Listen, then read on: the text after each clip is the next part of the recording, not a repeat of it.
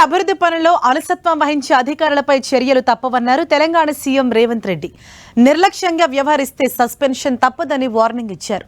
2 రోజుల పర్యటనలో భాగంగా కొడంగల్ వెళ్లిన ఆయన తొలి రోజు దుద్యాల మండలం హకీంపేట్ ఎడ్యుకేషన్ హబ్లో young India integrated residential school పనుల పురోగతిని పరిశీలించారు.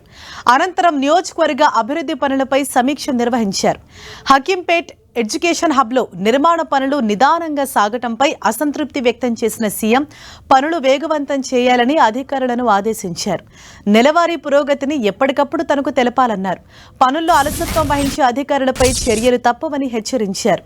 నిర్లక్ష్యంగా వ్యవహరిస్తే సస్పెన్షన్కు వెడకానొద్దని ఉన్నతాధికారులను ఆదేశించారు.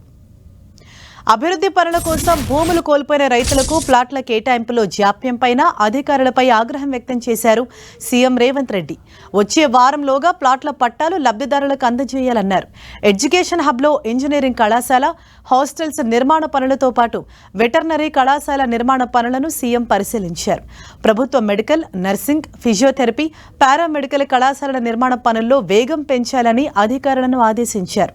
ఇక నుంచి ప్రతి నెల పనుల పురోగతిపై తనిఖీ చేస్తానని, ప్రతి నెల ఒకరోజు సైట్లోనే బస చేస్తానని అన్నారు. హకీంపేట ఎడ్యుకేషన్ హబ్ ఆవరణలోనే కొడంగల్ నియోజకవర్గం అభివృద్ధి పనులపై ముఖ్యమంత్రి రేవంత్ రెడ్డి సమీక్ష నిర్వహించారు. ఈ సమీక్షలో మక్తల్, నారాయణపేట్, కొడంగల్ ఎత్తిపోతల ప్రాజెక్టు పనుల పురోగతి వివరాలను అధికారులు సీఎంకు వివరించారు. ప్రాజెక్టు భూసేకరణ విషయంలో జాప్యం జరగద్దని అధికారులను ఆదేశించారు. ప్రాజెక్టు భూసేకరణకు అవసరమైన సర్వేయర్లతో పాటు బడ్జెట్ మంజూరు చేయడానికి ప్రభుత్వం సిద్ధంగా ఉందని స్పష్టం చేసిన ముఖ్యమంత్రి రేవంత్ రెడ్డి వీలైనంత త్వరగా ప్రాజెక్టు భూసేకరణ పూర్తి చేయాలన్నారు. భూసేకరణ పూర్తి చేసి టెండర్ ప్రాసెస్ మొదలు పెట్టాలన్నారు సీఎం. ఇక రోడ్లు, ఇతర మౌలిక వసతుల కల్పనలో పురోగతిపై అధికారులకు కీలక ఆదేశాలు ఇచ్చారు సీఎం రేవంత్ రెడ్డి.